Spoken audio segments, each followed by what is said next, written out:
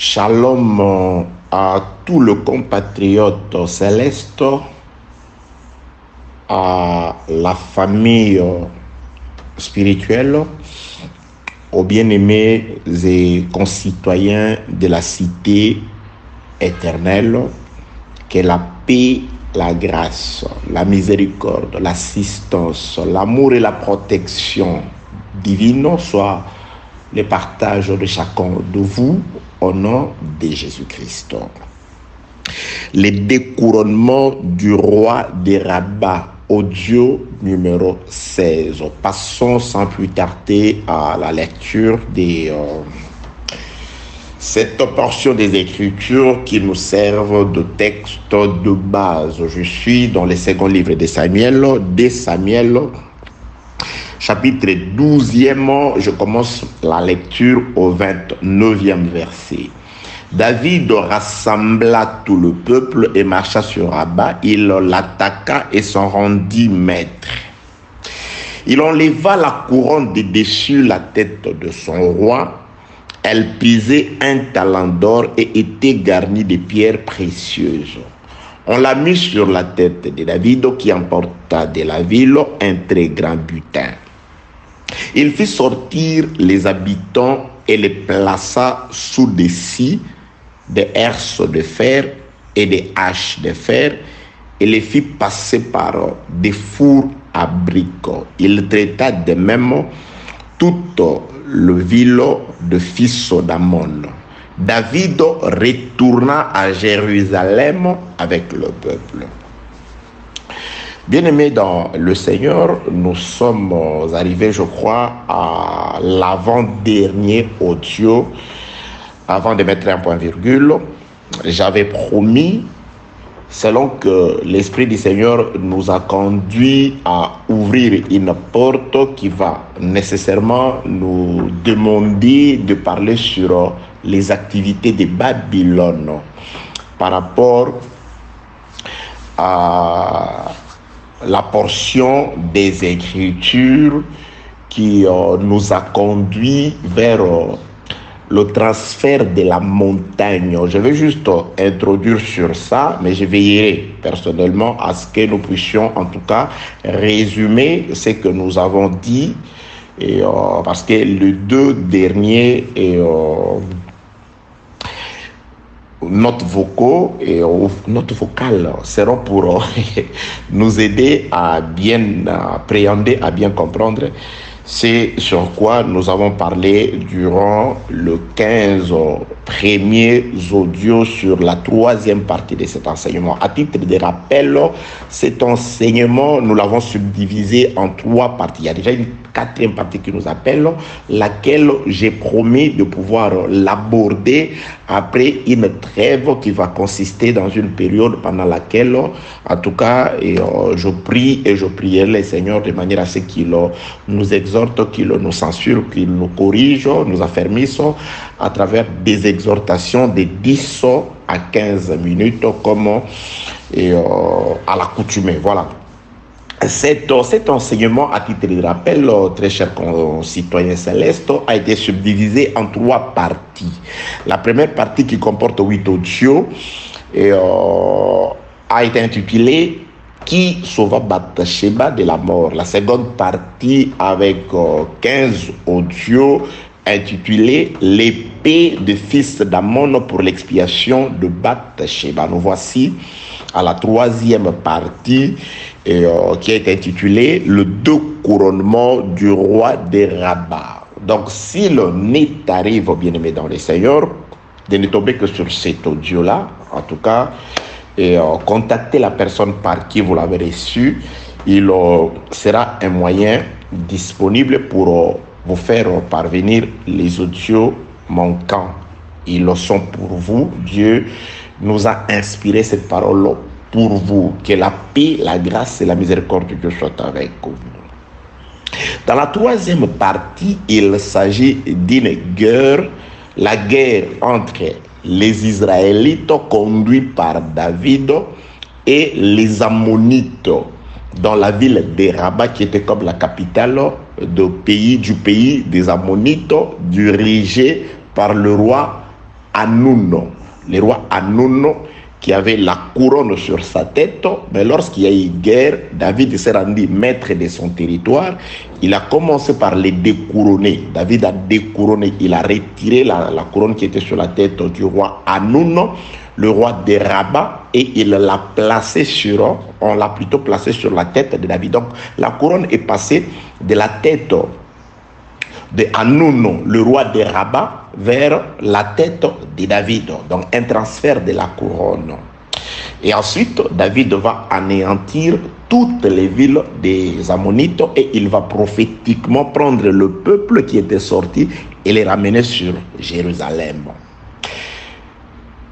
Je vais faire un petit rappel. J'ai beaucoup de choses à dire, comme d'habitude d'ailleurs, mais que le Seigneur nous conduise selon sa volonté. Parce que là, je ne m'adresse pas seulement à un seul individu. Nous nous adressons à plusieurs personnes qui ont le niveau de foi différent. Donc, j'aimerais vraiment, le désir de mon cœur est que chacun écoute la voix du Seigneur. Que chacun entende Dieu lui parler d'après les mots choisis par Dieu pour lui, selon les capacités que Dieu lui a données. Une fois de plus, je m'en vais vous remercier, vous qui nous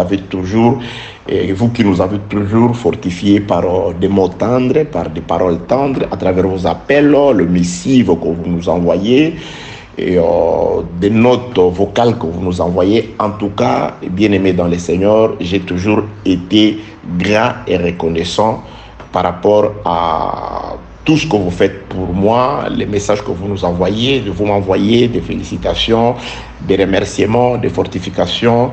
Sachez que tous ces messages sont un sujet de plus pour ma motivation. Ça me motive davantage, bien-aimé dans le Seigneur. Donc nous avons des choses à faire, mais à cause de cet amour que vous avez pour la vérité, à cause de cette place de choix que vous avez réservée pour la vérité, nous nous voyons dans l'obligation de pouvoir mettre à votre disposition le peu que nous avons reçu du Seigneur. Vraiment, que Dieu vous bénisse et que Dieu vous affermisse, que Dieu multiplie en vous cette envie que vous avez de connaître, de rechercher, surtout de demeurer et de pratiquer la vérité au nom de Jésus-Christ. Bien-aimés dans le Seigneur, en amont, par rapport à la guerre, il s'est passé que le roi David, qui était en bon terme avec le roi Nakash, le roi des Ammonites, a envoyé au fils du roi Nakash, qui pleurait son père. Nakash était décédé. Alors David, par signe de bienveillance, parce qu'il entretenait de bons termes, il était en bon terme avec le roi des Ammonites, il a envoyé des gens pour consoler le roi successeur, le roi qui avait succédé, le fils qui avait succédé à son père, qui s'appelle Hanun. Après que les envoyés de David, les consolateurs envoyés par David soient arrivés à Rabat, les conseillers, toujours les conseillers du roi l'ont fait voir que ce n'est pas pour une bonne raison que David a envoyé ces gens. Ce n'est pas pour consoler seulement. Selon les conseillers, ils leur ont mis dans la tête du roi que ces gens étaient là pour espionner la ville, ensuite aller et faire rapport à David, qui par la suite viendrait détruire la ville. Chose qui n'était pas vraie. Mais le roi obtempéra, le roi a cru à ces hommes-là. Qu'est-ce qu'il a fait? Il a méprisé, il s'est rendu odieux vis-à-vis de David en maltraitant ces gens-là. Alors lorsqu'il a maltraité l'ambassade de David sur son territoire, il a compris que cet acte hostile ne serait pas le bienvenu chez David. Il a commencé à se préparer à la guerre. Et du côté de David aussi, ayant appris ce qui a été fait sur ses envoyés, sur son ambassade, les consolateurs qu'il avait envoyés, David aussi fit sortir toute l'armée et Joab pour aller faire la guerre au roi Hanun. C'est ainsi que la guerre a commencé. Que la paix, la grâce, la miséricorde, l'amour, l'assistance et la protection de Dieu soient votre partage au nom de Jésus-Christ. Qui a déclenché la guerre, ou qu'est-ce qui a déclenché la guerre? La guerre qui fera qu'à la suite de temps, ce roi Hanun puisse perdre sa couronne et voir sa ville ainsi que tous les siens être anéantis. Qui l'a commencé? Et comment ça a commencé? Qui l'a commencé? C'est le roi Hanun qui s'est rendu odieux à David. Comment? En méprisant l'ambassade de David sur son territoire. Nous sommes allés, bien aimés, dans les seigneurs, dans les audios précédents, nous avons compris que l'acte du roi Hanun, ce n'était que la répétition, où Dieu voulait nous expliquer ce qui a été au commencement. Dieu, dans sa miséricorde, dans sa bienveillance, il avait posé son ambassade, son consolateur dans les jardins d'Éden. L'ambassade de Dieu dans les jardins, c'était Adam. C'est pourquoi je suis allé pour dire que, bien aimé dans les Seigneurs, toute personne qui a le souffle de Dieu comme Adam l'avait est une ambassade de Dieu partout où elle est. Donc, partout où tu es, tu représentes Dieu. Partout où tu es le reflet du pays, de ton vrai pays de la naissance, de notre vrai pays d'origine. Les Écritures rapportent, nous ne sommes pas de la terre. Sur la terre, nous ne sommes que des passagers. Nous sommes venus de quelque part. Nous sommes venus de l'éternité. À l'éternité, nous avions un comportement. À l'éternité, nous avions une foi. Nous avions de mœurs là-bas. Ce sont ces mœurs que nous représentons partout où nous sommes. Car devant chaque ambassade, il y a un drapeau. Quand vous entrez dans l'ambassade, c'est un territoire étranger dans un pays étranger. Donc là où nous sommes, nous représentons que nous sommes des étrangers sur la terre. Nous avons notre drapeau, notre bannière, la fidélité. Nous avons notre constitution, la parole de Dieu. Constitution à laquelle nous nous attachons. Que la paix, la grâce et la miséricorde de Dieu soient avec vous. Donc, Adam était l'ambassade de Dieu dans les jardins. Et en résumé, Adam a aussi été méprisé. Il a aussi été maltraité. Par qui? Par le serpent. Donc, les serpents anciens que les Écritures dans le livre d'Apocalypse, chapitre 12, le verset 9, appellent les dragons. Virgule, Satan. Donc, par Satan, l'ambassade de Dieu a été méprisée. Par Satan, l'ambassade de Dieu est morte, anéantie, détruite. Le même acte qu'a commis plutôt le roi Hanun, le roi des Rabbas, sur l'ambassade de David sur son territoire, sur les consolateurs envoyés par David sur son territoire. De même que cet acte-là a été l'acte de déclenchement d'une guerre entre les deux nations, l'acte aussi commis par les serpents, Dieu a aussi déclenché une guerre. Il dit, désormais, je mettrai l'inimitié entre les deux postérités. La postérité du serpent et la postérité d'Adam par sa femme. Donc, depuis ce jour-là, une guerre a déclenché et Dieu dit, l'issue de cette guerre sera l'écrasement de la tête du roi Hanun, et le roi Hanun mordra, suivez très bien, la postérité de la femme, le blessera au talon. Que la paix, la grâce et la miséricorde de Dieu soient avec vous. Donc là, nous sommes en train de voir la connivence qu'il y a entre l'acte commis par le roi des Rabbas sur les serviteurs de David et l'acte commis par les serpents anciens, Satan appelé serpent ancien, sur les serviteurs de Dieu dans les jardins d'Éden. Donc c'est parce que la guerre a éclaté entre les Israélites et les Ammonites. D'un côté, les Israélites dirigés par David et de l'autre côté, les Ammonites dirigés par le roi Hanun, le roi des Rabbas. Donc la guerre a commencé. Mais quand cette guerre a commencé, David n'est pas sorti aussitôt pour aller à la guerre. Il faut se lancer à la guerre. David est resté dans les palais. Il a juste envoyé des soldats. C'est ainsi que pendant tout le temps après la chute d'Adam, Dieu, l'éternel Dieu n'est pas sorti pour aller combattre, pour venir combattre l'ennemi, pour venir combattre les serpents par qui la chute est arrivée, le malheur est arrivé. Dieu est resté. Il n'a envoyé que des soldats. C'était juste des prophètes, de rois au nom de l'éternel qui venaient. Et vous allez vous rendre compte qu'avant que David ne sorte, la couronne est restée sur la tête du roi Hanun. C'est ainsi qu'avant que l'éternel ne sorte pour venir combattre la couronne, Adam l'avait perdue. C'est pourquoi je suis allé. Parlons de la couronne.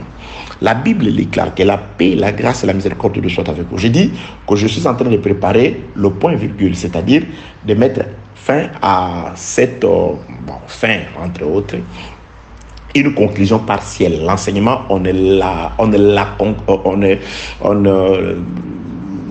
les conclut pas directement. Donc, parce que quand je dis conclusion, dans ma tête, il y a des choses qu'il fallait que je dise, je ne les dirai pas, faute de temps, et parce qu'on a encore beaucoup d'autres choses à dire sur beaucoup d'autres sujets. C'est pourquoi je mettrai un point virgule. Néanmoins, quelqu'un d'autre peut poursuivre. Il y a des bien-aimés qui rapportent ça, qui enseignent, ils peuvent parler plus par rapport à ce que nous avons dit. Certaines choses qu'on dit ici peuvent servir juste des portes pour des bien-aimés serviteurs de Dieu. Parce qu'il est écrit que lorsqu'il pleut, Ésaïe chapitre 55, verset 10, lorsque la pluie descend, la pluie donne le pain à celui qui a faim. Des fidèles reçoivent juste l'enseignement pour leur bien-être. Mais cette même pluie qui donne le pain à celui qui a faim, elle donne aussi la pluie, la sémence au semeur. C'est-à-dire quand Dieu parle par un serviteur de Dieu, nous prenons certainement la nourriture, mais aussi pour le semeur, pour ceux qui sont appelés aussi à aller s'aimer. Cette pluie, la prédication, l'enseignement de notre ministre de Dieu donne des clés, donne la sémence aux autres semeurs, afin d'aller s'aimer aussi ailleurs. Il nous arrive à nous tous, bon, à moi je suis toujours d'accord que j'aime écouter ceux qui parlent bien. En tout cas, j'aime écouter les autres. Que la paix, la grâce et la miséricorde de Dieu soient avec vous au nom de Jésus-Christ. Bien-aimés dans le Seigneur, très cher compatriote céleste, le concitoyen de la ville éternelle de Dieu. David ne sort pas aussitôt, il reste dans le palais. L'éternel Dieu dans toute sa gloire, il ne sort pas. Mais après un temps, pendant que les soldats sont sortis, ils sont en guerre, ils n'ont pas encore vaincu les Ammonites. Qu'est-ce qui se passe? Il se passe que, pendant ce temps, une femme a péché. Une femme s'est souillée. Alors David, pendant la guerre, il va chercher une solution pour résoudre d'abord le cas de cette femme-là. Qu'est-ce que David va faire? La femme a péché. David va chercher son mari. Le mari de la femme, c'est Bathsheba. Là, nous sommes dans 2 Samuel, chapitre 11e. David va chercher le mari de Bathsheba. Qui est le mari de Bathsheba? C'est Uri. Qui sauva Bathsheba de la mort? Il y a beaucoup de choses qui ont été dites. Vraiment, là, des détails ont été dits sur la généalogie d'Uri, les actes d'Uri, la mort, l'essence de la mort d'Uri. En tout cas, j'espère que Dieu nous a dit des choses vraiment merveilleuses là-dessus. David va envoyer chercher Uri. Pourquoi? Parce que Uri s'avère être le mari de Bathsheba. Parce que David comprend que le salut de la femme ne peut provenir que de son mari. Le salut de l'église ne peut provenir que de son mari. Ton salut ne peut provenir que de ton vrai mari. C'est lui qui t'a aimé jusqu'à aller donner sa vie pour toi. C'est lui qui t'a doté. C'est lui qui t'a racheté par sa vie, par son sang, au prix de son sang. Ton salut ne peut venir que de lui. Alors, Jésus-Christ, lorsqu'il est venu, parce que nous avions péché, nous aussi, comme Bathsheba, il fallait que Jésus vienne. Parce que tous ceux qui sont venus avant Jésus-Christ, personne n'a fait quoi que ce soit pour nous. Nous ne les avions pas écoutés. Parce que c'était comme des brigands. On ne les a pas écoutés. Il fallait que lui-même, les bons bergers, viennent. Jésus-Christ est arrivé. Quand le Seigneur est arrivé, de même Uri, quand il est arrivé auprès de Bathsheba, pendant ce temps, il y a toujours la guerre. Il y a toujours une inimitié entre Israël et les Ammonites. David va ouvrir comme une parenthèse. La guerre est toujours là. Les soldats sont toujours à la porte des Rabat, des villes des Ammonites. Mais David, pendant la grande guerre, David va chercher à résoudre une situation, laquelle le salut d'une femme par son mari cette fois-là. David fait venir Bathsheba. De même que pendant que la terre a été plongée dans les ténèbres par la perte du chandelier par Adam, parce que lorsque Adam a perdu, il a péché, il a perdu un chandelier, il a perdu la couronne qui était sur sa tête, parce que Adam était le roi dans les jardins. Il a perdu cette royauté. La royauté est passée d'Adam vers les serpents. Les serpents ont continué et a commencé à dominer.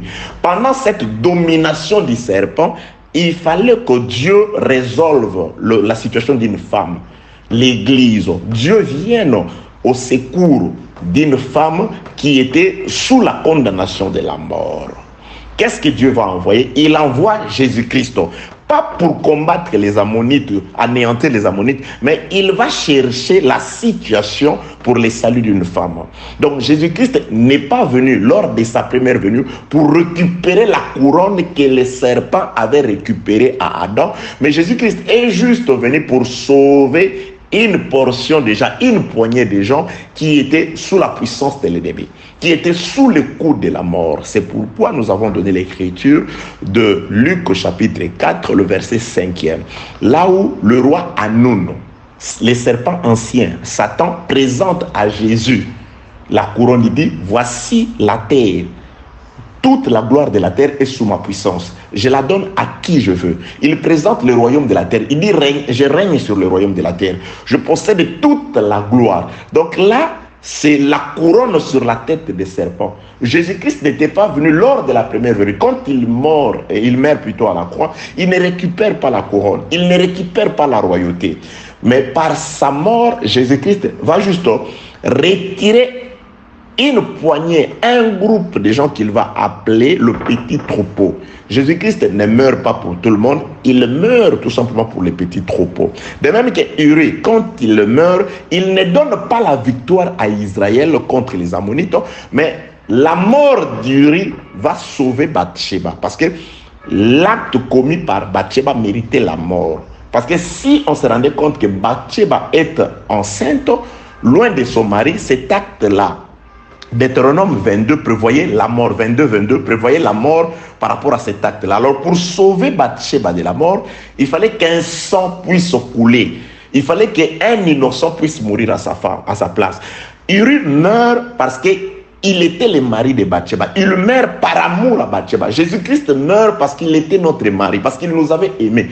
Il meurt par amour. Il donne sa vie par amour. Que la paix, la grâce et la miséricorde de Dieu soient avec vous au nom de Jésus-Christ. Donc pendant la grande guerre, David s'est créé une petite guerre. Et cette guerre, c'est dans le but de sauver Bathsheba. Pendant que toute la terre est couverte de ténèbres, que la terre a été rendue vouée à la vanité, qu'à la terre innocente, il a même été demandé qu'elle va produire les épines, mais Jésus-Christ va chercher juste à sauver une femme. La mort de Jésus à la croix ne sauve pas toute la terre. La mort de Jésus vient juste sauver une portion des gens. Nous sommes sauvés, bien-aimés dans le Seigneur. La raison pour laquelle il ne faut pas te plaindre. Il y a des gens qui se plaignent parce que non, voilà, je ne comprends pas cet homme-là. Comment est-ce qu'il ne peut pas changer? Non, le salut ne dépend pas ni de celui qui veut, ni de celui qui court, mais de Dieu qui fait grâce. Si toi tu as compris et que Dieu t'a donné la force, la capacité de pouvoir craindre, de les craindre, de marcher selon sa parole, glorifie Dieu. Prie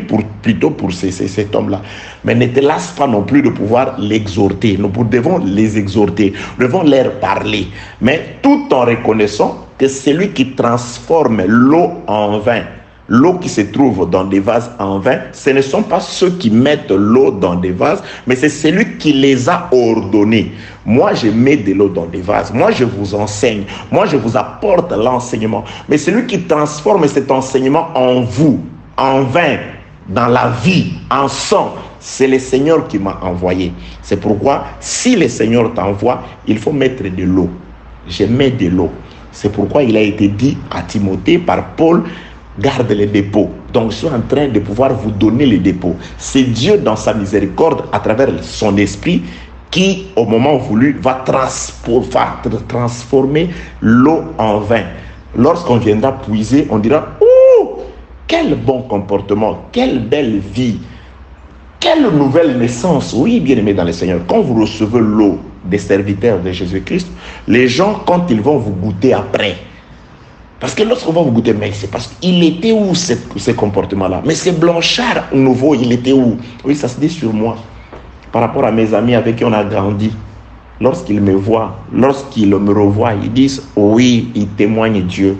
Oui, parce que l'eau a été transformée en vin. Que cela soit également, se fasse également dans ta vie au nom de Jésus-Christ. Que la paix, la grâce et la miséricorde de Dieu soient avec vous au nom de Jésus-Christ. Bien-aimés dans le Seigneur. Donc, nous avons la grande guerre entre les Ammonites et les Israélites. Mais pendant cette grande guerre, David va causer une petite guerre pendant laquelle les mêmes Ammonites vont tuer un des serviteurs de David. Les serviteurs de David meurent. Les Ammonites peuvent se glorifier. Nous sommes forts. Ils ont voulu nous attaquer, nous les avons anéantis. Même l'un des vaillants serviteurs de David est mort. C'est ça Satan. Il entre dans Juda pour tuer Jésus-Christ, croyant que la mort de Jésus-Christ l'aiderait à rester calme. Parce que c'est ça. Parce qu'ils se sont dit, Satan a fait dire aux gens, il faut vraiment, si on laisse ce Jésus continuer, en tout cas, vraiment, et les Romains viendront, ils le détruiront, et notre ville et les temples qu'on sort. Donc il faut qu'il meure. Il prophétise, il fait la volonté de Dieu. Il croit que c'est une mauvaise façon, c'est une bonne façon de pouvoir rester calme. Or, la mort de Jésus-Christ, c'était un grain de blé qui a été mis à terre, qui devait sortir, produire plusieurs. Donc, Jésus-Christ seul est mort, le seul qui avait le Saint-Esprit, mais quand il le ressuscite, après la résurrection, c'est une prolifération de Jésus sur la terre. Donc, ils étaient tellement nombreux le premier jour, 3000, 5000, donc c'est que la paix, la grâce et la miséricorde de soit avec vous. Donc, Uri meurt par le main des mêmes individus qui avaient méprisé les envoyés de David. La mort d'Uri va heureusement sanctifier Bathsheba. Bathsheba va entrer dans la période de deuil, après laquelle elle va monter dans le palais royal pour devenir épouse du roi. La mort de Jésus-Christ, l'Église, nous entrons dans la maison de deuil après période à laquelle nous monterons aussi dans la maison du roi des rois pour devenir l'épouse du roi. Que la paix, la grâce et la miséricorde de Dieu soient avec vous au nom de Jésus-Christ. C'est après ces événements-là que David se vengera de ses ennemis. David doit se venger de ses ennemis. David doit se venger. Il doit se... J'étais en train d'ouvrir la porte. Oui, il doit se venger de ses ennemis. Et pendant que les soldats étaient sortis, il n'y avait pas de victoire. Il fallait que David sorte par lui-même et qu'il aille combattre. Il allait combattre lui-même. David devait aller lui-même combattre. Attends, je vais chercher une portion d'écriture, Proverbe chapitre 6e, pour parler de la vengeance de David. Pourquoi David doit sortir pour aller combattre contre les rois des Ammonites? Nous avons compris que David sort, pourquoi? Parce que les rois des Ammonites s'étaient rendus hostiles à David en méprisant premièrement son ambassade et ensuite par le même homme de ces mêmes rois, Uri aussi, un homme de David, est mort. Quoique la mort d'Uri était voulue par David pour la sanctification d'une femme. Nous allons dire ceci. Par Satan, le serpent ancien, le premier Adam est mort quant à la chair. Et lorsque le second Adam vint, par Satan toujours, Satan entra dans Juda. Par Satan toujours, le second Adam va aussi mourir quant à la chair. Donc, le même Satan par qui la mort du premier Adam était arrivée, le même Satan aussi, par lui aussi la mort du second Adam doit venir. Alors, l'Éternel Dieu va sortir pour venger Adam, qui a été tué 2 fois. Écoutez-moi très bien. Adam est mort 2 fois par Satan. La première fois, il est mort par le péché. La deuxième fois, il est mort quant à la chair. Donc, Adam est mort 2 fois. Retenez ça. Un jour, je vous reviendrai dans un enseignement agréable. Double mort d'Adam. C'est terrible. Parce qu'il a été dit, tu seras maudit à l'arrivée et à ton départ. Qui doit mourir? Vous voyez? Tu seras béni à l'arrivée. On ne commence pas au départ, on commence à l'arrivée. À l'arrivée et à ton départ. Vous voyez? Deutéronome là-bas. Ça, c'est une prophétie agréable. Je dis une prophétie valise. C'est pourquoi je parle double mort d'Adam. Par qui? Par Satan. Satan, le serpent ancien, par lui, par son geste, le premier Adam est mort. Par le même Satan, Lorsque Jésus-Christ il prit les morceaux du pain, il les trempa, il les remit à Judas. Satan entra dans Judas. C'est-à-dire, tout ce que Judas a fait par la suite, c'était Satan. Donc, double mort d'Adam, parce qu'il y a le premier et le second qui est le dernier Adam. Les deux meurent. Le premier meurt par le péché, les deux meurent quant à la chair. Oui, il était évident, normal, agréable, doux pour nous qu'il puisse mourir. Car par sa mort, un testament s'ouvrait.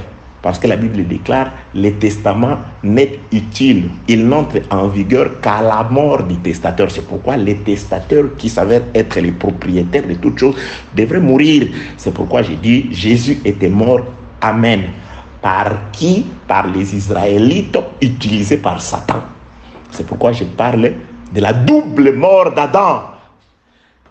Il a été dit sur quelqu'un, tu seras maudit si tu pêches. Tu seras maudit à l'arrivée et au départ. C'est quoi l'arrivée? C'est quoi cet homme? C'est Adam. Il a été maudit deux fois. À l'arrivée, quand il est venu, quand Adam est arrivé sur la terre, il a été maudit. Oui, il a été maudit. Et quand Adam partait, quittait ce corps, ce monde pour partir, il a été maudit à la croix, car il est écrit, maudit soit quiconque est pendu au bois. Alléluia. Bien-aimé, Dieu est merveilleux, il vous aime. Si Dieu nous a donné ces choses, c'est pour vous. C'est pourquoi j'ai dit, très cher prédicateur, priez. Si vous avez été appelé, il vous donnera de quoi nourrir son église. Nous, on n'a pas à aller chercher ailleurs. Il y a dans les magasins la provision. Lui, il a travaillé. C'est le bœuf vigoureux. La Bible déclare, c'est par la vigueur du bœuf qu'on doit l'abondance de la nourriture dans la crèche. Ce n'est pas par notre vigueur. Tu n'as pas à forcer. Tu n'as pas à forcer. Si il t'a appelé, c'est qu'il va t'approvisionner. Et quand il t'approvisionne, ce ne sera pas basé sur l'erreur.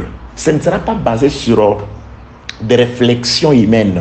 Tu ne vas pas forcer, bien-aimé dans le Seigneur. Tu ne vas pas te fabriquer des choses. C'est comme le frère Pierre, je crois, il dit que comme une tendre nourrit l'enfant, c'est-à-dire des laits maternels.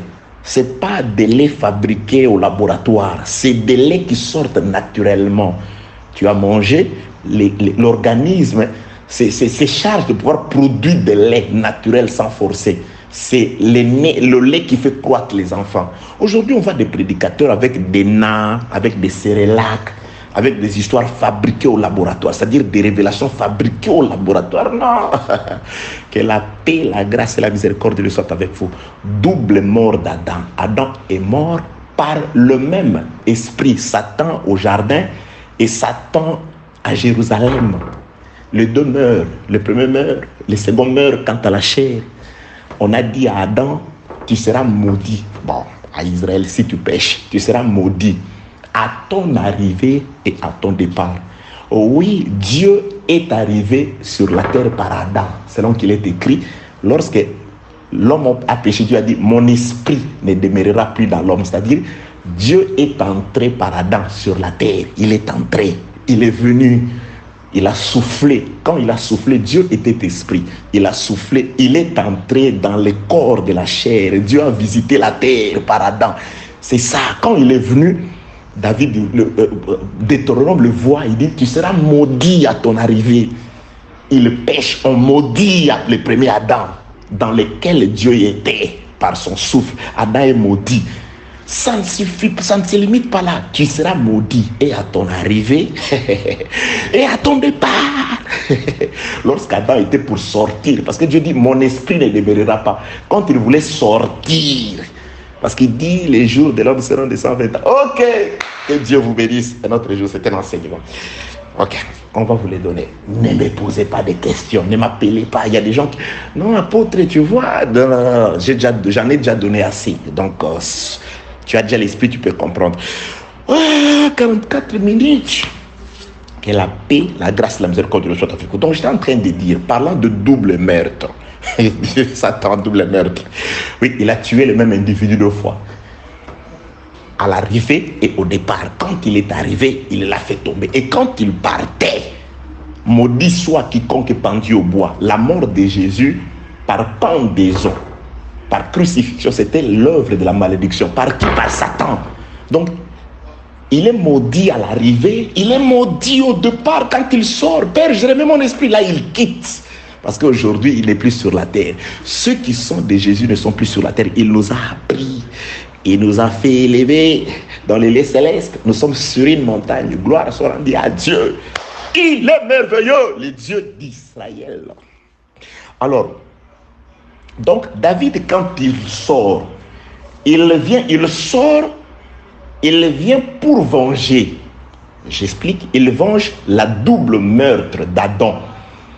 L'œuvre, l'Armageddon, où quand David sort pour aller détruire les rois des Ammonites, il va venger la double meurtre, ou l'action double. Premièrement sur ses envoyés, son ambassade, les consolateurs, et ensuite sur Uri. Et là, qu'est-ce qu'il va faire? Il va récupérer d'abord la couronne, la royauté. La royauté qui, pour le moment, est sur la tête du serpent et sur la tête de Satan. Il a présenté à Jésus tout le royaume de la terre. La Bible l'appelle le prince de ce monde des ténèbres. Nous, on est des pèlerins, on passe. Mais David sortira un jour. Et quand il sortira, il viendra pour récupérer la couronne. Il sera le roi du ciel et le roi de la terre. C'est alors qu'il viendra ramener le peuple à Jérusalem. C'est alors, avant, il va d'abord détruire, anéantir toute la ville des Ammonites. Je suis dans le livre de Proverbes chapitre 6. Et voilà, je commence le verset 34. Car la jalousie met un homme en fureur. La jalousie met un homme en fureur. Il est sans pitié au jour de la vengeance. Qui est cet homme? Verset, là c'est le verset 34, verset 35. L'homme de Proverbe ajoute. Bon, je commence, verset 34, je recommence. Car la jalousie met un homme en fureur. Il est sans pitié au jour de la vengeance. Il n'a égard à aucune rançon. Ces jours-là. Ok, je continue la verset. Et il est inflexible. Quand même, tu multiplierais les dons. Vous savez, les rois Hanoun, les rois de Rabat, ils pouvaient multiplier quels que soient les dons. Aucune rançon n'est plus possible quand l'homme jaloux sortira. Quand il sortira, il ne sera plus question. Parce que l'œuvre de la rançon, aujourd'hui, la rançon a été donnée. Il nous a rachetés. La rançon plutôt, elle est importante aujourd'hui. Les dons sont importants aujourd'hui. C'est le temps de pouvoir faire des dons. Bien aimé dans le Seigneur, aux hommes de Dieu, à l'œuvre de Dieu. C'est ce temps de pouvoir offrir à Dieu. C'est ce temps. Mais il viendra un temps où aucune rançon, aucun don ne sera plus important. Pourquoi? Parce que l'homme jaloux, il sortira. La jalousie, oui, parce que sa femme a été méprisée. Je m'explique. Qui est l'homme jaloux qui sortira? Mais c'est David qui sortira par jalousie. Pourquoi? Parce que le roi Hanoun a violé 2 fois son territoire. L'Éternel sortira. Pourquoi? Parce que je me suis expliqué. Adam, c'est la première femme de Dieu. C'est pourquoi je vous ramène dans la partie 2. L'épée des fils d'Ammonite pour l'expiation de Bathsheba. La vraie femme de Dieu sur la terre, ce n'est pas Ève. Ève, c'est la femme d'Adam. Mais la femme de Dieu, c'était Adam. Parce que Dieu s'est déplacé. Il est sorti du jardin. Il est allé hors du jardin pour aller chercher une femme qui était dans la poussière. Adam était dans la poussière. Dieu l'a cherché. Dieu lui a donné la forme. Dieu lui a donné la vie. Il a soufflé. Dieu a aimé Adam quand il était encore dans la poussière. Parce qu'il y avait plusieurs poussières. Dieu n'a pris qu'une portion. Il a aimé Adam. Il a connu Adam quand il était encore dans la poussière. C'est pourquoi Ésaïe dit quelque chose. Je t'ai connu avant que tu ne me connaisses. Et là, c'est l'Éternel Dieu qui parle à Ésaïe. Je t'ai connu avant que tu ne me connaisses. Je t'ai traité avec bienveillance avant que tu ne me connaisses. Bien aimé, Ce ne sont pas à cause des œuvres de nos œuvres que Dieu nous protège aujourd'hui, non. Blanchard, j'étais dans les mondes, dans la mondanité, dans les choses, dans la boue de ce monde. Dieu me connaissait déjà parce qu'il me protégeait là-bas. Il me protégeait pendant ce temps parce qu'il savait que je vous serais utile aujourd'hui. Il savait que je ne devais pas, en tout cas, continuer dans cette vie-là. Et la mort ne pouvait pas me surprendre dans cette vie-là. Avant que je ne le connaisse, Blanchard, lui me connaissait déjà. Il me protégeait, il me donnait à manger et consort dans cette boue-là. Parce qu'il avait un projet, un plan qui devait se réaliser par l'adoption. L'œuvre de la croix dans ma vie. Il a donné un prix aujourd'hui. Il m'a fait revêtir de son nom. Moi qui ne suis pas de sa famille, mais il m'a adopté aujourd'hui. Il m'a fait porter son nom. Il me fait profiter de tout le droit de la maison. C'est ça un enfant adopté. Il reçoit tout le don, tout le droit avec les enfants biologiques. Le mystère, dit le frère Paul dans le livre aux Éphèses, est que les païens aussi sont cohéritiers de Dieu. Et ils forment la même plante avec Israël. Ça, c'est le mystère qui dépasse Israël. Quand tu leur dis que moi aussi, dis non, ils ne comprennent pas ce mystère. Le mystère de l'adoption. Un prix pour que... Parce qu'on ne peut pas adopter son propre fils. Nous étions les gens du dehors. Nous étions les gens du monde. Nous sommes nés quant à la chair. L'Esprit vient nous adopter. Il donne le prix par le sang de Jésus. Il fait de nous ses enfants. Il nous donne sa nature. Il nous donne son nom. Aujourd'hui, on s'appelle de son nom. Nous qui n'étions pas sa bien-aimée, il nous appelle sa bien-aimée. Nous qui n'étions pas un peuple, il nous appelle son peuple. Gloire à Dieu. Que donnerais-je à Jésus? Rien. Si ce n'est, Seigneur, te demander de m'accorder la force de pouvoir rester dans la maison, t'obéir toujours, te glorifier. Que je reste vivant par le Saint-Esprit, de manière à ce que nul ne tienne devant moi. Quand je parle de nul ne tienne devant moi, je vois les désirs de la chair. Je vois la tentation. Dieu soutient tes serviteurs. Je parle et je prie pas seulement pour moi, mais tous les enfants de Dieu qui écoutent cet enseignement et qui l'aiment au nom de Jésus. Alors, bien-aimé dans le Seigneur, Dieu est allé adopter une femme, une poussière en dehors du jardin. Il a aimé Adam. Il lui a donné tout ce dont il fallait. Il a ramené Adam. C'est comme Dieu qui descend chercher une femme en Égypte. J'ai entendu les cris de mon épouse, Israël. J'ai vu sa souffrance et je suis descendu pour la chercher, pour la sauver, pour la délivrer. Dieu est descendu là-bas pour chercher une femme. L'église, nous étions dans le monde, nous pataugions dans le monde. Il est descendu. Jésus-Christ avait dit aux Juifs, il est descendu pour nous sauver. Vous voyez? Donc Adam, c'est la femme, la première femme de Dieu, en qui Dieu a mis de son souffle, de sa vie, de sa sémence. Et Dieu lui a donné la loi. Mais Adam a violé cette loi-là. Par qui? Donc le diable, quand il a fait tomber Adam, il a mis sa sémence dans Adam. Je ne parle pas de la sémence du serpent chez Ève. Non, ça c'est vulgaire. Je parle de la sémence, de la pensée, de la réflexion du diable qui est entré, à laquelle Adam a accédé. Il a accepté ça. Il a accepté de laisser la parole, la sémence de son vrai mari, pour la sémence de quelqu'un d'autre. C'est ça le péché d'Adam. Alors, c'est comme si le serpent a violé la femme de Dieu. C'est ça, prédicateur. Chaque fois que tu mets ta sémence dans le peuple décès, c'est un viol. Tu es un violeur.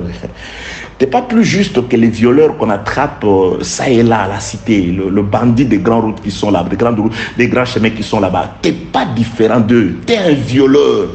Tu mets ta pensée dans la femme d'autrui. Tu mets ton raisonnement, tu mets tes boules. Que la paix, la grâce et la miséricorde. Tu es un violeur, prédicateur. Tu n'es pas comme Joseph. Joseph comprend que je ne peux pas faire commettre le viol.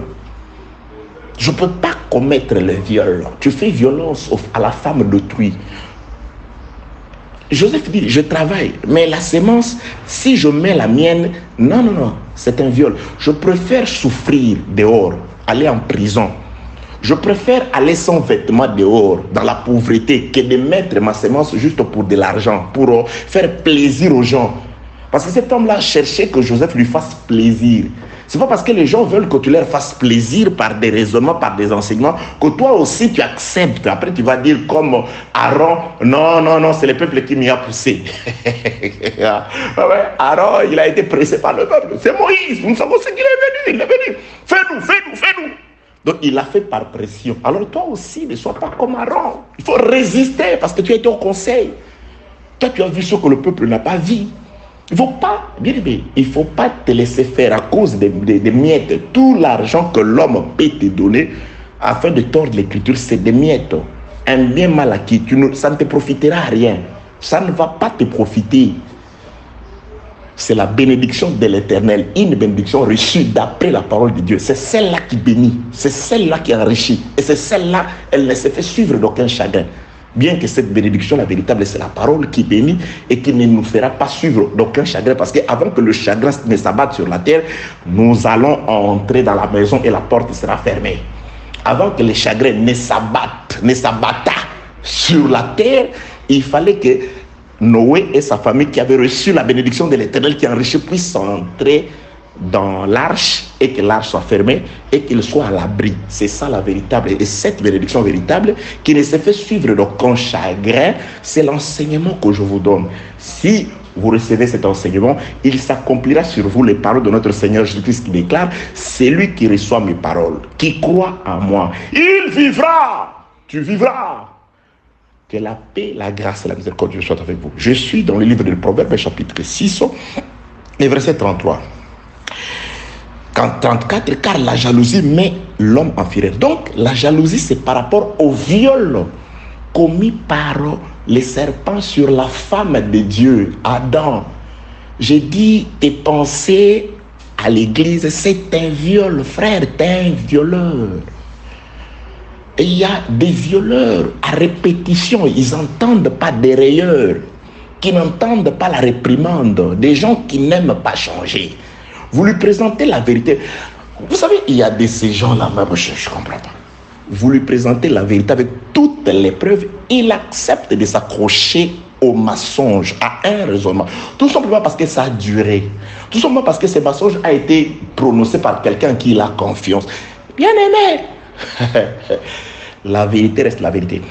Ce n'est pas le fait que ça fait longtemps que tu as commencé avec cette confession-là qu'elle devient vraie. Non, les séjours aussi longs d'un crocodile dans l'eau ne le transforment pas.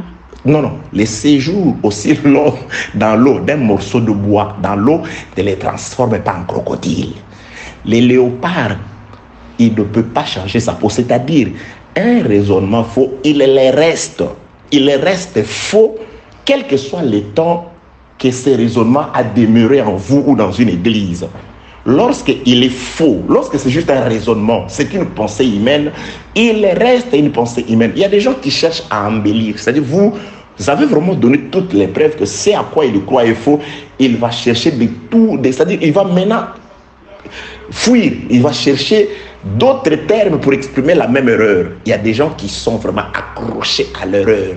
Or, notre prédication, dit le frère Paul, ne peut pas être reposée sur l'erreur. Dites ce que vous maîtrisez. Bien aimé, il faut déclarer ce sur quoi vous êtes sûr que c'est vrai. Sinon, vous êtes violeur. Vous n'êtes pas différent de ces violeurs qu'on arrête. Parfois, tu regardes à la télé, ah, c'est type, un violeur. Il a violé une fillette de 14 ans, mais il est méchant. Toi, tu es plus méchant que cette femme-là, que ce monsieur-là.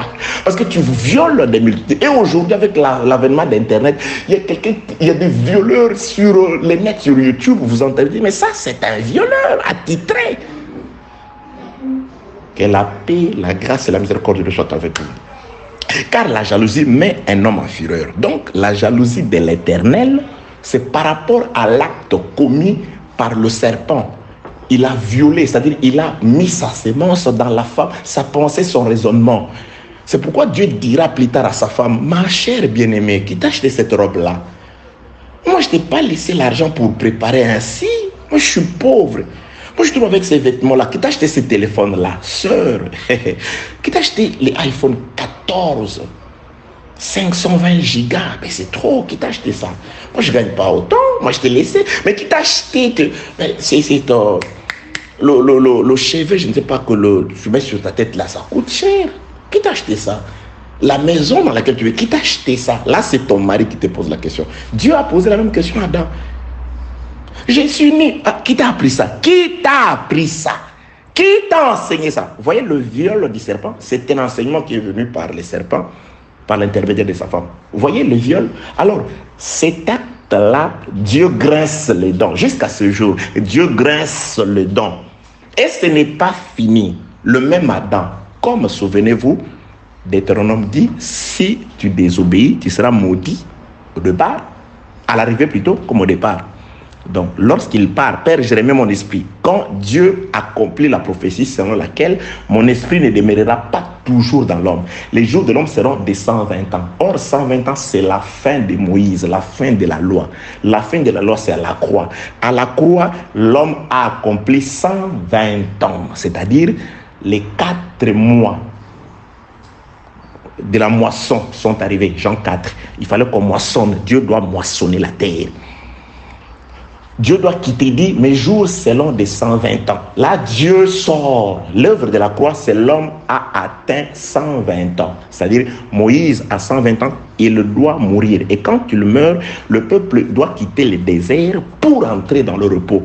Lorsque Jésus meurt, nous quittons aussi les déserts, le soleil levant pour aller vers le soleil couchant, les repos.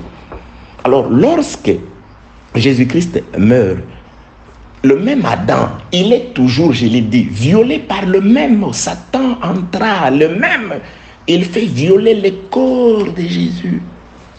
C'est pourquoi, bien aimé, il y a beaucoup de gens, vous connaissez, il y a un homme, un lévite, qui était sur la terre de Juda, qui est descendu pour aller chercher sa concubine, sa femme. Il a pris après un certain temps sa femme pour rentrer avec sa femme. Lorsqu'il rentre avec sa femme, il arrive sur le territoire de Benjamin. Quand il arrive sur le territoire de Benjamin, il est sur la place, personne pour le recevoir. Un homme est arrivé, un vieux est arrivé. Il l'a appelé chez lui, c'est dans le livre de Juges. Il appelle chez lui. Et quand il va chez ces vieux-là, les hommes de la ville, des Benjamites, c'est des Israélites toujours, des Benjamites. C'est des places pour aller vers cet homme. Et monsieur, nous avons vu l'homme qui est entré ici avec sa femme et tout. Nous voulons qu'il sorte. L'homme dit, non, je vous donne ma fille. Non. Ce monsieur-là, au lieu de sortir, il est un peu méchant. Lui, l'homme reste. Il va mettre dehors sa femme. Il va faire sortir sa femme. Les violeurs qui étaient arrivés, ils vont abuser de cette femme-là.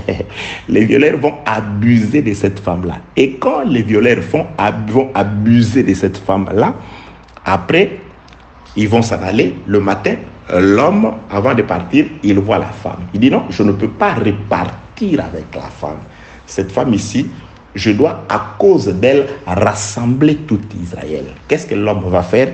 Il va prendre cette femme, il va la découper en 12 morceaux. Et quand l'homme découpe la femme en 12 morceaux, l'homme va envoyer chacune des parties dans chaque tribu, parce qu'Israël est composé de 12 tribus.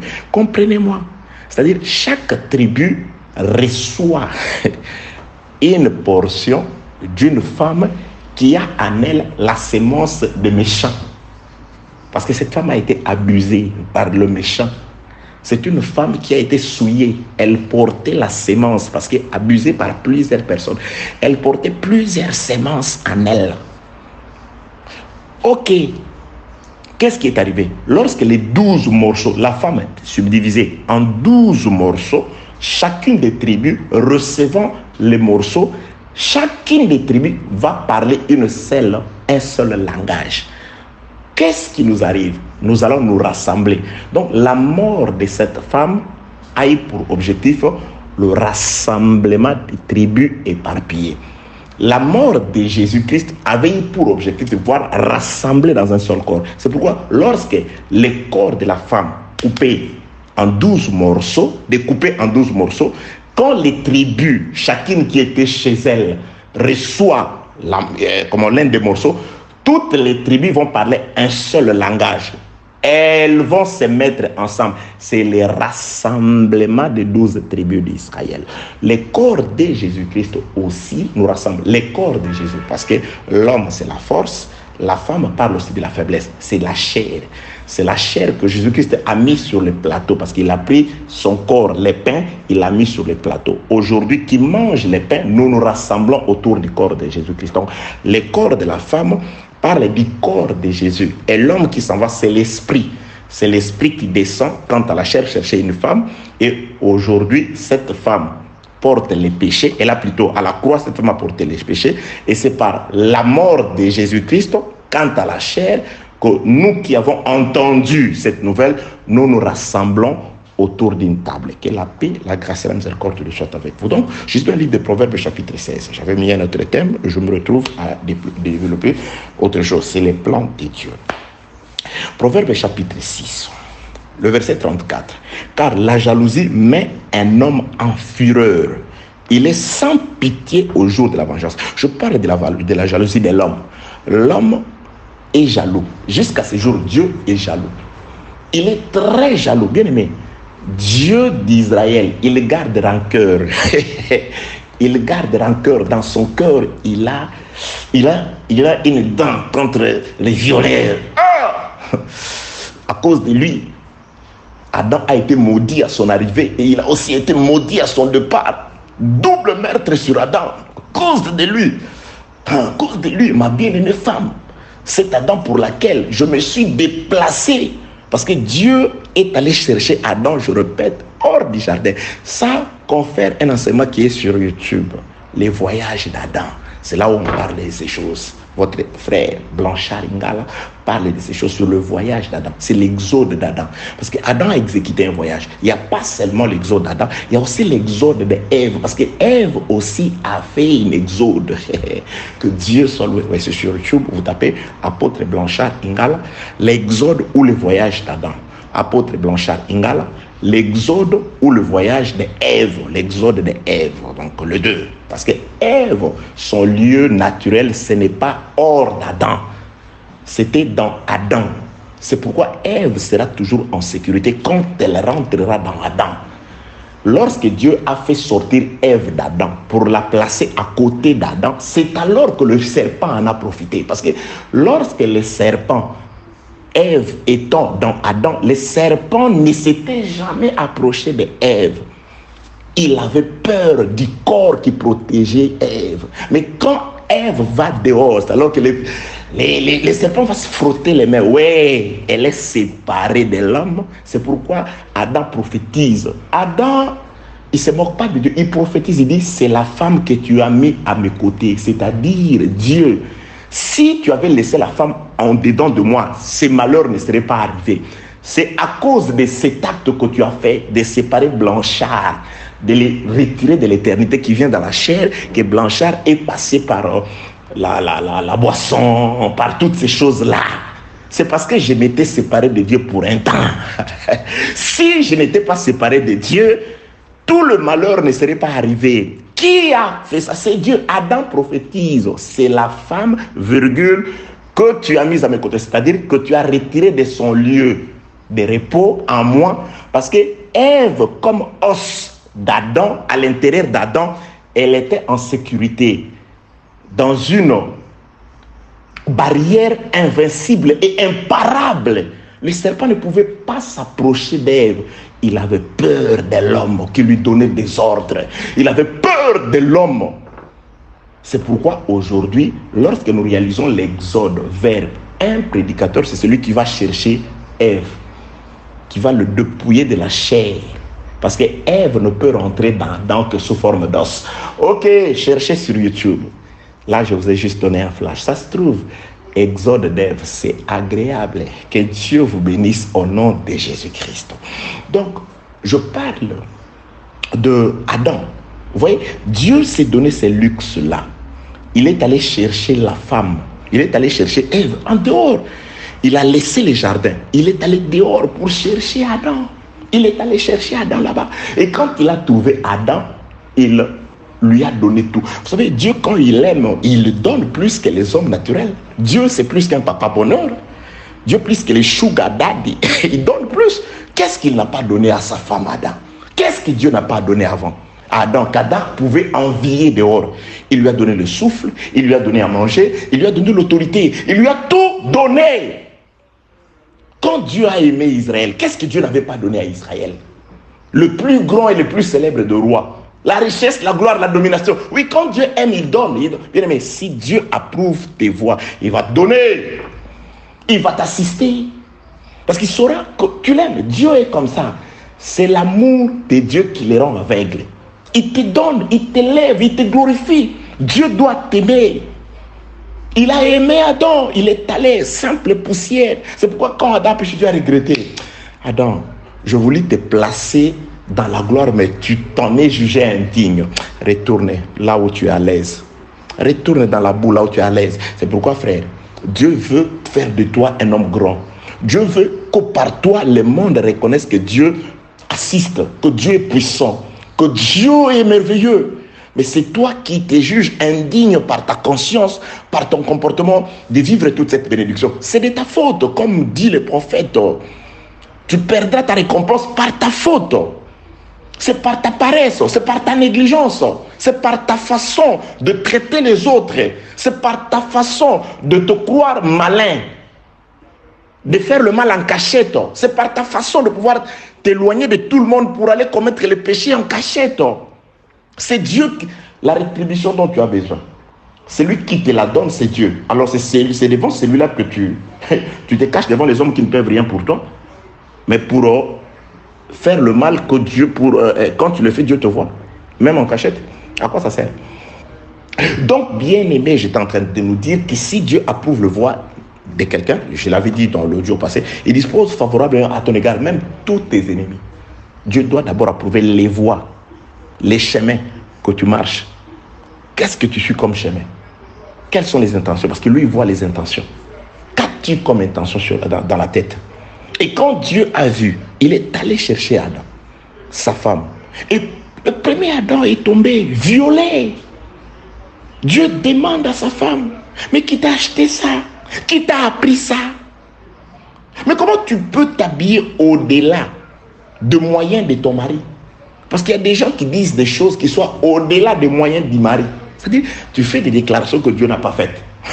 Tu enseignes des choses que Dieu n'a pas dit. Tu ne vois pas que Dieu, comme cette femme dont le mari il est fonctionnaire quelque part, un simple fonctionnaire quelque part, qui gagne le SMIC, mais toi tu t'habilles en Versace, en Kenzo, je ne sais pas, en Dolce Gabbana très cher. Tu es suspecte, toi femme. Où trouves-tu cet argent-là? Ce que tu dis là, tu vis au-delà des moyens de l'époux, de ton époux. Parce qu'il y a des gens, les femmes, quand tu les regardes, mais comment tu es habillé? L'époux n'a pas dit qu'une femme et une soeur doivent s'habiller comme ça. Où as-tu appris? Qui t'a appris ça? Qui t'a appris ça? Ce que tu dis, ce que tu fais, ta façon de gagner l'argent, qui t'a appris ça? Ta façon de vivre avec les autres, qui t'a appris ça? Ta façon de te comporter dans ta maison, qui t'a appris ça? Qui t'a appris ça? Qui t'a appris ça?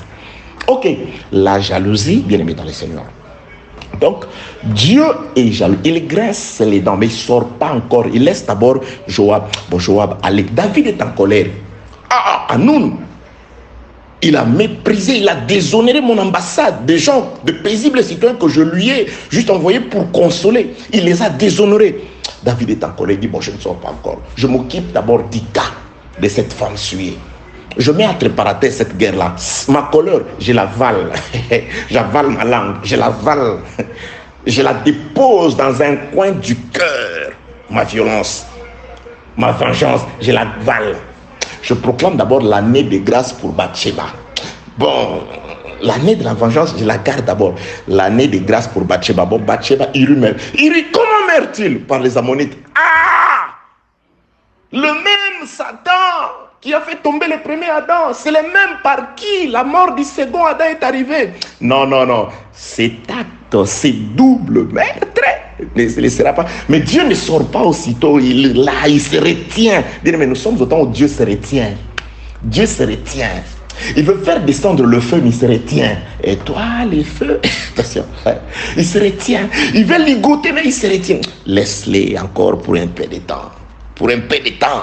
Son temps est compté. Le diable sait aussi que son temps est compté. Surtout depuis la croix. Il sait que la fin de toute chose est arrivée. Parce que l'œuvre de la croix introduit au dernier jour, le 7e jour. Le diable sait qu'il ne lui reste qu'un peu de temps. Il le sait. qu'il a déjà travaillé, il a nuit à l'homme pendant 6 jours. À la fin du 6e jour, un homme est mort pour ouvrir les portes du repos, le 7e jour. Le dernier jour, c'est après la mort de Jésus. Au dernier jour, comme je l'ai toujours enseigné, les derniers jours à plusieurs phases. C'est-à-dire les derniers jours où on faisait les tours sur Jéricho, on faisait 7 tours. C'était les derniers jours. Chaque jour, un tour. Les derniers jours, il y a beaucoup d'événements. Le diable sait qu'aujourd'hui, c'est son dernier jour. Après la mort de Jésus-Christ, le temps de la fin a commencé. Parce que nous avons le temps du début. À ce temps de la fin, Dieu nous a parlé par Christ. Au temps de la fin, c'est le temps de Christ. C'est les jours, un seul jour. Un seul jour. Aujourd'hui, le diable sait que son temps est compté. C'est pourquoi il est en colère. Toi qui ne fais pas attention à ta conduite, à ta marche, il est en colère. Ok, que la paix, la grâce et la miséricorde de Dieu soient avec vous au nom de Jésus-Christ. Oui, j'avais promis, en tout cas, après les exhortations, nous reviendrons sur les activités de Babylone. C'est là où nous commencerons par ces passages d'écriture du roi Hanun. Nous aurons beaucoup de passages à exploiter. Mais c'est là où nous parlons sur le déplacement de la montagne. Parce qu'il y a la destruction de la montagne et le déplacement de la montagne. Parce que le problème, c'est que Zorobabel doit construire. Dieu doit reconstruire. Mais avant de construire devant Zorobabel, il y a une montagne. C'est pourquoi Dieu dit, par mon esprit, la montagne sera aplanie. Jean-Baptiste dit, je suis la voix de celui qui crie dans les déserts. Jean-Baptiste ne dit pas qu'il est... Il est celui qui crie, il dit, je suis la voix. C'est-à-dire, il y a quelqu'un qui crie, mais Jean est cette voix-là. Et la voix dit aplanissez. C'est-à-dire, Jean-Baptiste voit cette montagne. On doit aplanir. Qui peut aplanir la montagne? Jean-Baptiste ne vient pas aplanir. Même Zorobabel, on lui a dit, toi tu vas construire, mais ce n'est pas toi, c'est par mon esprit. Je suis dans le livre d'Agé, chapitre 4, à partir du 6e verset. C'est par mon esprit que la montagne sera aplanie. Donc la montagne, on doit détruire ça. Jérémie chapitre 51, vous verrez que cette montagne, c'est le roi de Babylone. Et le roi de Babylone, c'est les dragons. Donc jusque-là, la montagne est là, le dragon est là. Jésus-Christ, quand il est venu, il n'a pas détruit le roi de Babylone. Matthieu chapitre 21, Jésus-Christ a juste déplacé la montagne. Il dit, montagne, le temps de ton embrasement n'est pas encore venu. Parce que nous verrons une montagne qui sera embrasée. Toujours. Jérémie chapitre 51. On promet la montagne, on appelle le roi de Babylone une montagne embrasée par le feu. Une montagne sera consumée. Mais Jésus-Christ, quand il veut dire non, non, non, la montagne, je ne l'embrase pas, je ne jette pas encore le feu sur la montagne, je la déplace. Montagne, je te fais changer de territoire, hein, comme le fou de Gadara. Tu quittes les fous, tu vas dans le pourceau et ensuite l'eau. C'est pourquoi Jésus-Christ va déplacer la montagne dans l'eau. Il dit, la montagne, après avoir maudit les figuiers, c'est-à-dire après avoir mis fin au sacerdoce d'Israël, il maudit par le même effet, il maudit le figuier, c'est-à-dire la maison d'Israël, par le même effet, il dit, la foi fait déplacer la montagne. Parce que lorsque le Fils de l'homme reviendra, trouvera-t-il de la foi? Parce que s'il n'y a pas la foi, c'est qu'il y a une montagne. C'est la foi qui déplace la montagne. Jésus-Christ déplace la montagne afin qu'une maison spirituelle soit érigée aujourd'hui, l'église. Mais cette montagne-là réapparaîtra dans l'eau. Là, je suis dans le livre d'Apocalypse, chapitre 18. La bête que tu as vue sortira de l'eau. Les dragons, le roi de Babylone, il sortira des dragons. Jésus-Christ, Dieu aussi, il n'a pas tué comme ça les chevals et son cavalier. Là, je suis dans le livre d'Exode, chapitre 15. Il les a envoyés dans l'eau. Il a précipité Pharaon et son armée dans l'eau.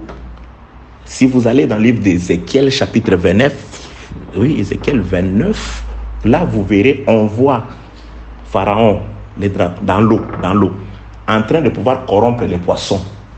C'est pourquoi aussi, lorsque Jésus-Christ, il dit par la foi, on doit prendre la montagne et l'envoyer dans l'eau. Lorsque la montagne est descendue dans l'eau, Jésus-Christ doit dire, hey, attention, dans l'eau, il y a une portion de poissons qui doivent être sauvés. Il appelle Pierre, je te fais pêcheur d'hommes.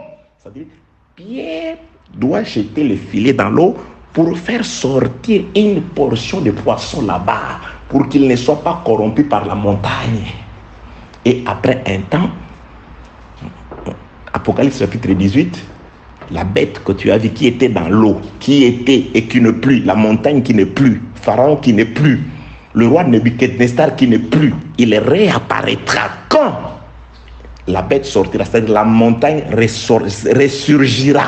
Il va ressurgir, la résurgence de la montagne sortira de l'eau. La montagne qu'aujourd'hui Jésus-Christ n'a pas embrasée, n'a pas brûlé, n'a pas détruit. Jésus-Christ l'a juste envoyé dans l'eau. Dans l'eau là-bas, la montagne est en train de pouvoir travailler, corrompre les poissons. C'est pourquoi Pierre doit aussi faire la pêche. Le pêcheur d'hommes, Pierre, doit pêcher, faire sortir quelques poissons. Le royaume des cieux est semblable à un filet qu'on jette dans la mer. Parce que dans la mer, il y a la corruption. Poissons, sortez, sortez, sortez avant le temps. Et après un temps, le roi Hanoun, sous forme de la montagne, sortira de l'eau. La bête sortira. Le roi Nebuchadnezzar, la statue, sortira de l'eau. Lorsque la statue sortira de l'eau, c'est alors qu'à ce moment, il s'accomplira la prophétie d'Agé chapitre 4. Là, la montagne sera embrasée, brûlée. La montagne sera anéantie, afin qu'à la place puisse être érigé un temple, un sanctuaire de paix pendant 1000 ans. Je finis que la paix, la grâce, ça, c'est la matière que nous allons aborder dans les activités de Babylone. Vous verrez, Babylone, la femme assise sur cette montagne, ces différentes phases. Cette femme qu'on voit au désert, parce qu'on amène les gens au désert. Mais quel est ce désert dans lequel on amène les gens, où j'en vois dans le même désert une femme assise sur les grandes eaux? Ça, c'est la nourriture de votre Père qui vous donne. Il est écrit que celui qui a de l'intelligence calcule. Donc, Dieu vous a donné l'intelligence par le Saint-Esprit afin que vous compreniez ces choses, car la vie est cachée dans ces choses. Que la paix de Dieu soit avec vous, avec Jésus-Christ, au nom de Jésus. Je ne vous ai pas embrouillé, ça c'est une parenthèse. Parce que lorsqu'on combat le roi Hanoun, le roi des Ammonites, pour le dos couronné, ça c'est lorsque celui qui avait déplacé la montagne dans l'eau reviendra pour combattre, anéantir cette montagne lorsqu'elle sortira de l'eau. Parce que la montagne, quand elle sort de l'eau, elle va se préparer à la guerre. Donc on doit embraser. Ce sera la guerre entre deux montagnes embrasées. Parce que la montagne embrasée, ce n'est pas seulement le diable. Si vous allez dans le livre, lorsque Dieu est descendu sur la montagne de Sinaï, là-bas, Hébreux chapitre 4 voit cette montagne aussi sous forme de feu. La montagne qui avait pris feu combattra contre une autre montagne et cette montagne-là le vaincra. C'est ça la pierre qui se détache sans le secours d'aucune main, qui va s'abattre sur le roi de